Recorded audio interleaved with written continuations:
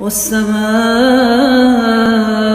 ذات البروج واليوم الموعود وشاهد ومشهود قتل أصحاب الأخدود النار ذات الوقود إذ هم عليها قعود وهم على ما يفعلون بالمؤمنين شهود وما نقموا منهم إلا أن يؤمنوا بالله العزيز الحميد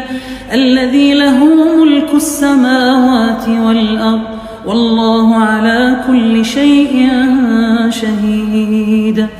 إن الذين فتنوا المؤمنين والمؤمنات ثم لم يتوبوا فلهم عذاب جهنم ولهم عذاب الحريق إن الذين آمنوا وعملوا الصالحات لهم جنات تجري من تحتها الأنهار ذلك الفوز الكبير.